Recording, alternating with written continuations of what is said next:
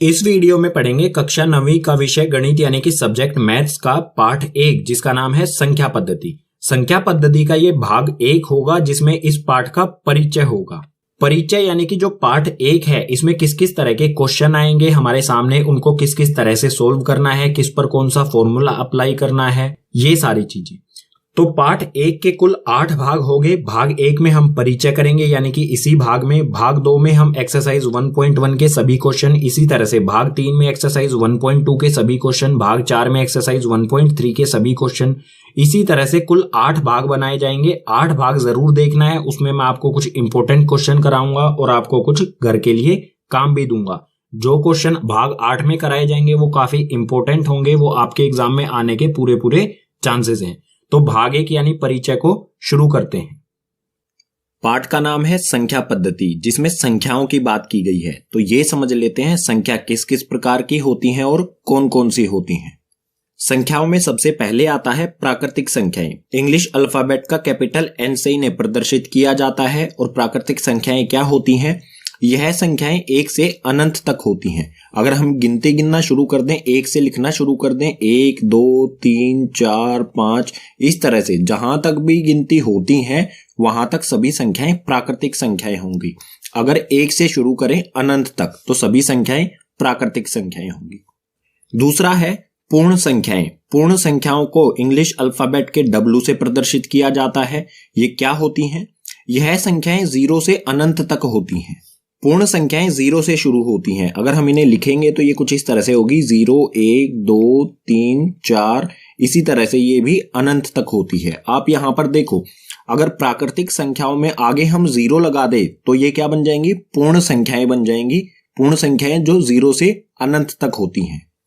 आगे है पूर्णांक। पूर्णांक को इंग्लिश अल्फाबेट के Z से प्रदर्शित किया जाता है। और पूर्णांक क्या होते हैं? सभी पूर्ण संख्याएं तथा ऋणात्मक संख्याएं 0 के साथ मिलकर पूर्णांक बनाती हैं। पूर्णांक में सभी पूर्ण संख्याएं आ जाती हैं, धनात्मक और ऋणात्मक दोनों संख्याएं आ जाती हैं, और 0 भी आ जाता है। अगर हम इनको लिखेंगे तो ये कुछ इस प्रकार से होगा, बीच में आएगा यहाँ पर 0, इस तरफ बढ़ेंगे तो यहाँ पर आएगा 1 2 3 4 और ऐसे ही अनंत तक। और बाईं ओर यानी कि लेफ्ट साइड में अगर हम आएंगे तो ये आएगा -1, उसके बाद -2, उसके बाद -3, इसी तरफ भी अनंत में, दोनों तरफ अनंत होगा। 0 के इस साइड भी अनंत तक और 0 के इस साइड भी अनंत तक होगा। ये ऋणात्मक होंगी और इस तरफ धनात्मक होंगी। पूर्णांक जो है वो 2 तरह के होते हैं। धनात्मक पूर्णांक जो कि जमा वाले होते हैं, 0 से राइट साइड में यानी कि दाईं तरफ होते हैं। और ऋणात्मक पूर्णांक जो कि 0 से बाईं तरफ यानी कि लेफ्ट साइड में होते हैं। घटा वालों को कहा जाता है ऋणात्मक, और जमा वाले जो पूर्णांक है उन्हें कहा जाता है धनात्मक पूर्णांक। संख्याओं के प्रकार में आगे है अभाज्य संख्याएं। अभाज्य संख्याएं क्या होती हैं? 1 से बड़ी वे प्राकृतिक संख्याएं जो 1 या स्वयं के अलावा किसी और से विभाजित ना हो। ऐसी प्राकृतिक संख्याएं जो 1 से तो बड़ी हों और 1 और खुद से ही विभाजित हों, यानी कि 1 के पहाड़े में और खुद के पहाड़े में ही आए, ऐसी संख्याओं को कहा जाता है अभाज्य संख्या। उदाहरण दे देता हूं, जैसे 2 क्या होता है? 1 के पहाड़े में आता है, या फिर 2 सिर्फ 2 के खुद के पहाड़े में ही आता है। इसी तरह से हो जाएगा 3 भी क्या है? 1 के पहाड़े में आएगा या फिर खुद 3 के पहाड़े में आएगा। 3 के बाद जो हमारी अभाज्य संख्या आती है वो होती है 5, उसके बाद 7, उसके बाद 11। आप इन सभी संख्याओं को देखें, ये 1 के पहाड़े में आएंगी या फिर ये खुद के पहाड़े में आएंगी। 5 जो है वो या तो 1 के पहाड़े में आएगा या खुद के पहाड़े में आएगा। तो ऐसी संख्याएं जो 1 के या खुद के पहाड़े में ही आती हैं उन संख्याओं को कहते हैं अभाज्य संख्याएं। संख्याओं के प्रकार में अगला है भाज्य संख्याएं। भाज्य संख्याएं क्या होती हैं? 1 से बड़ी वे प्राकृत संख्याएं जो 1 या स्वयं के अलावा किसी और से विभाजित हो जाएं। ऐसी प्राकृत संख्याएं जो 1 से तो बड़ी हों और 1 या फिर खुद के अलावा भी और किसी के पहाड़े में जो आती हों, ऐसी संख्याओं को कहते हैं भाज्य संख्याएं।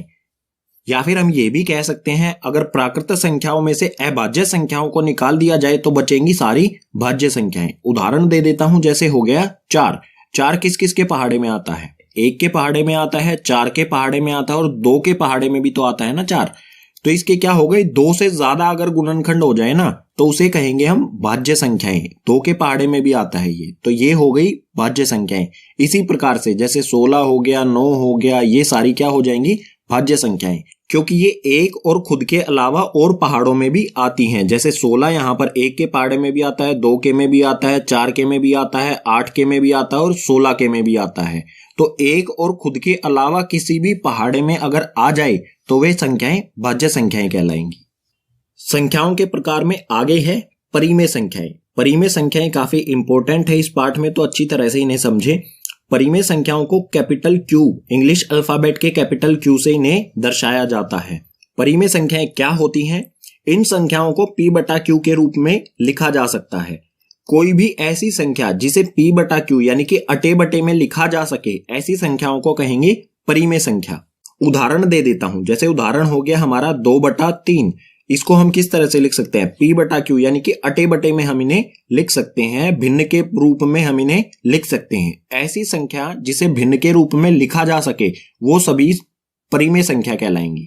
इसी प्रकार से 1/2 हो गया परिमेय संख्या। बहुत सारी संख्याएं जो भी भिन्न होगा उसे हम परिमेय संख्या कह सकते हैं। इसके बाद है अपरिमेय संख्याएं। अपरिमेय संख्याएं कौन सी होती हैं? वे संख्याएं जिन्हें p बटा क्यू के रूप में नहीं लिखा जा सकता। ऐसी संख्याएं जिन्हें भिन्न के रूप में या फिर p बटा क्यू के रूप में नहीं लिखा जा सकता है, उन्हें कहेंगे हम अपरिमेय संख्याएं। अपरिमेय संख्याओं का सबसे अच्छा उदाहरण है पाई। पाई को p बटा क्यू के रूप में नहीं लिखा जा सकता है। अब आप कहेंगे कि पाई का मान तो 22/7 होता है, ये तो p बटा क्यू के रूप में लिखा गया है। लेकिन आपको पता होना चाहिए कि पाई का एग्जैक्ट मान जो है वो 22/7 नहीं होता, ये लगभग मान होता है। ठीक है, तो ये पाई का मान एग्जैक्ट नहीं होता, हम सिर्फ मानते हैं इतना। पाई का मान जो है उसे हम p बटा क्यू के रूप में नहीं लिख सकते हैं। पाई एक अपरिमेय संख्या है। इसी प्रकार से √2 हो जाए, √3 हो जाए, ये संख्याएं भी क्या होंगी? अपरिमेय संख्याएं होंगी, क्योंकि इन्हें p बटा क्यू या फिर भिन्न के रूप में नहीं लिखा जा सकता है। संख्याओं के प्रकार में लास्ट है वास्तविक संख्याएं। वास्तविक संख्याओं को इंग्लिश अल्फाबेट R से दर्शाया जाता है और ये क्या होती हैं? सभी संख्याओं का संग्रह। वास्तविक संख्याएं सभी संख्याएं होती हैं, चाहे वो भाज्य संख्याएं हो, चाहे अभाज्य संख्याएं हो, चाहे परिमेय संख्या हो, चाहे अपरिमेय संख्या हो, चाहे प्राकृतिक संख्या हो, चाहे वो पूर्णांक हो, चाहे पूर्ण संख्याएं हो।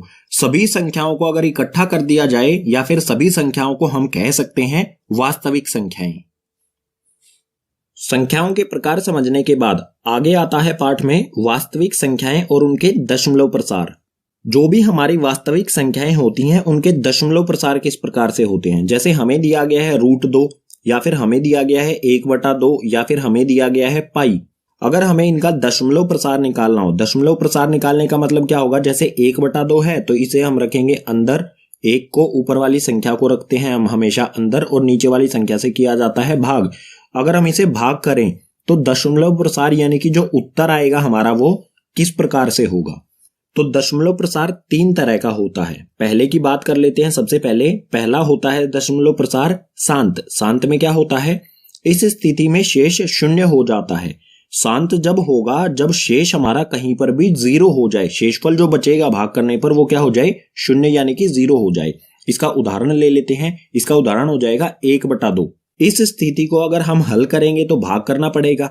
2 जो है बड़ा है 1 से, तो 1 के पीछे हम यहाँ पर लगाएंगे 0 और 0 लगाने के बदले हम यहाँ पर क्या करेंगे? 0 लगा के पॉइंट लगा देंगे। भाग करना तो आता है ना, बिल्कुल आसान होता है। अब 2 के पहाड़े में 10 कब आता है? 2 के पहाड़े में आता है 5 पर 2 पंजे 10। 10 में से 10 गए तो 0। हमारा शेषफल में क्या आ गया? 0। अगर हमारा 0 आ गया तो ये हमारा 0.5, जो हमारा उत्तर आया वो क्या हुआ? 0.5। हमें कहीं ना कहीं जाके एक परफेक्ट उत्तर मिल गया, परफेक्ट आंसर मिल गया। तो इस प्रकार के दशमलव प्रसार को कहा जाता है शांत या फिर शांत दशमलव प्रसार। दशमलव प्रसार में दूसरा है अनवसानी आवृत्ति। अनवसानी आवृत्ति को अशांत आवृत्ति भी कहा जाता है। क्यों कहा जाता है ये समझेंगे। तो ये क्या होता है? इस स्थिति में शेष की पुनरावृत्ति होती है। जैसे पहले वाली स्थिति में शेषफल 0 आ गया, लेकिन अशांत आवृत्ति या अनवसानी आवृत्ति में क्या होता है? जो शेषफल होता है बार बार वही रिपीट होता रहता है। एक के बाद मतलब कुछ स्टेप्स के बाद वही शेषफल हमारे सामने फिर से आ जाएगा। उदाहरण ले लेते हैं। उदाहरण हो जाएगा 1/3। इस स्थिति को अगर हम हल करेंगे तो 1 को रखेंगे हम अंदर और भाग करेंगे 3 से। 1 छोटा है 3 से, तो 1 के पीछे यहाँ पर लगाएंगे हम 0 यानी कि 0 और यहाँ पर लगा देंगे, क्योंकि हमने यहाँ पर 0 लगाई है तो यहाँ पर भी हमें 0 लगानी होगी। अब 3 के पहाड़े में 10 नहीं आता है, 10 से कम आता है 9 3 पर, तो 3 तिया यहाँ पर हो जाएगा, 3 को 3 से गुना करेंगे हो जाएगा यहाँ पर 9। फिर से हमारा क्या बच गया 1। यहाँ पर भी क्या था, यहाँ पर भी 1 था, फिर से 1 आ गया। अगर हम इसको आगे फिर से हल करेंगे तो हमें आगे शेषफल में भी फिर से क्या मिलेगा, 1 ही मिलेगा। जैसे फिर से करते हैं, हम पॉइंट लगा चुके हैं तो 1 0 अपने आप से लगा सकते हैं। फिर से 3 के पहाड़े में 10 नहीं आता है, 3 के पहाड़े में 3 पर 9 ही आता है। फिर से हमें क्या मिल गया, शेषफल में 1 मिल गया। इसको आगे जैसे जैसे हम हल करते जाएंगे हमेशा शेषफल में हमें क्या मिलता जाएगा, 1 1 मिलता जाएगा। तो हमारा इसका उत्तर जो आया है वो क्या है, 0.3333। ये ऐसे ही चलता रहेगा आगे, कभी भी इसका हल हमें नहीं मिलेगा, ये हमेशा 0.333333 अनंत तक मिलता रहेगा। तो इसको लिखा कैसे जाएगा, इसको लिखा जाएगा कुछ इस प्रकार से 0.3। जो भी रिपीट क्या हो रहा है, बार बार पुनरावृत्ति किसकी हो रही है, 3 की हो रही है, तो उसके ऊपर लगा देते हैं बार। इसके ऊपर मैंने ये लाइन सी जो लगाई है इसे कहा जाता है बार। और ये क्या होता है, ये दर्शाता है कि 3 जो है उसकी पुनरावृत्ति हो रही है। ऐसी स्थिति जिसमें शेषफल बार बार वही आता रहे, एक ही बार बार रिपीट होता रहे, तो ऐसी स्थिति का जो दशमलव प्रसार होगा वो अशांत आवृत्ति होगा या फिर अनवसानी आवृत्ति, जैसा आप यहाँ पर देख सकते हैं। दशमलव प्रसार का तीसरा प्रकार है अनवसानी अनावृत्ति। इसको अशांत अनावृत्ति भी कहा जाता है। ये क्या होता है, इस स्थिति में शेष की पुनरावृत्ति नहीं होती, ना तो शेष जो है वो बार बार वही रिपीट होके आएगा और ना ही कभी शून्य आएगा। ऐसी स्थिति में जो हमारा दशमलव प्रसार आएगा उस दशमलव प्रसार को कहा जाएगा अशांत अनावृत्ति या फिर अनवसानी अनावृत्ति। इसका उदाहरण ले लेते हैं, उदाहरण हो जाएगा √2 या फिर पाई। √2 को अगर हम बाहर निकालेंगे रूट से तो ये कुछ इस प्रकार से आएगा 0.4142। कुछ भी इसमें जो है रिपीट नहीं होगा, हमेशा कुछ ना कुछ नया मिलेगा। जो शेषफल है वो कभी भी एक जैसा नहीं आएगा। ये इस प्रकार से चलता जाएगा, इसमें कभी भी ऐसी स्थिति नहीं आएगी जैसी इसमें आई है कि 3 जो है वो बार बार रिपीट होगा, जिसके ऊपर हम बार लगा सकते हैं। तो इस प्रकार के दशमलव प्रसार को कहेंगे हम अशांत अनावृत्ति। दशमलव प्रसार के बाद समझ लेते हैं घातांक नियम। घात क्या होती है, जैसे ये 2 है, 2 के ऊपर यहां पर हमने 3 लिखा है, ये जो 3 है ये इसकी पावर होती है। इस 3 को ही कहा जाता है घात। जो भी लगी होती है, यहाँ पर 3 जरूरी नहीं है, 4 5 कुछ भी हो सकता था। तो इस घात का अर्थ होता है 2 आपस में ही 3 बार गुना है। जितनी भी यहाँ पर घात यानी कि पावर, इसे पावर भी कहते हैं, तो जितनी भी यहाँ पर पावर या घात होगी इसका मतलब हो जाएगा 2 गुना में 2 गुना में 2।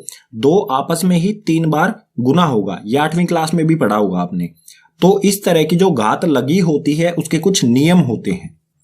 इसमें सबसे पहला नियम है a की पावर m बिंदु a की पावर n।